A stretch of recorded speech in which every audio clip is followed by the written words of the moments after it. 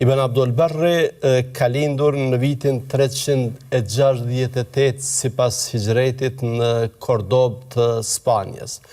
Emrin e plotë ka Yusuf bin Abdullah bin Muhammad bin Abdul Barr. Baba i tij ka qenë një prej dietarëve, prej juristëve të njohur të kohës, pra rrjedh prej një familje që fen e ka tradit dhe që aspektin shkencor e ka tradit familjare. Baba i tij ka jetuar relativisht shkurtër, ka jetuar vetëm 50 vite. Ibn Abdul Barri ka qenë i vlerësuar për dijen dhe personalitetin e tij. Është vlerësuar si hafidh, si dietar, madje si dietari apo hafidhi më i njohur i kohës në cilën ka jetuar. Për të marrë dije, ai i ka rënë rreth e përqark Spanjës, nga lindja deri në perëndim. Imam Dhahabiu e ka përshkruar si njeri të besueshëm, si fetar, si dietar i madh, si i thelluar në dije, si ndjekës i sunnetit.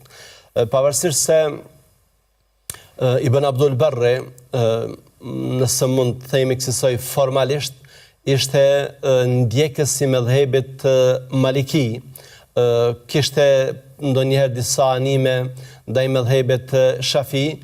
Pavarësisht kësaj, ai është vlerësuar nga dietarët si imam mujtehid, pra si dikush që ka arritur atë gradën më të lartë që e ka bërë të denjë që të ketë edhe mendimin e tij personal për çështje siç kanë pasur edhe dietarë të tjerë të mëdhenj. Ebul Walid el-Baji ka thënë nuk ka pasur dietar më të madh në Spanjë sa i përket hadithit se sa Ibn Abdul Barri. Ai ka qenë hafidhi më i madh i Maghribit. Ibn Abdul Barri është autor i një sër veprash të cilat kanë vlera të jashtëzakonshme.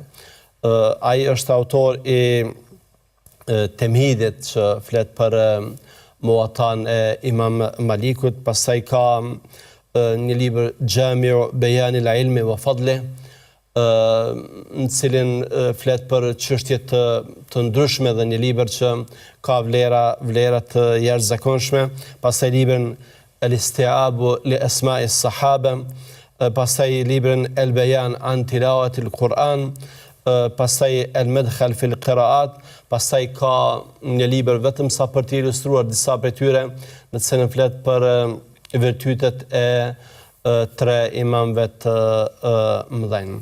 Ibn Abdul Barri ka jetuar goxha gjatë, ka jetuar plot 95 vite.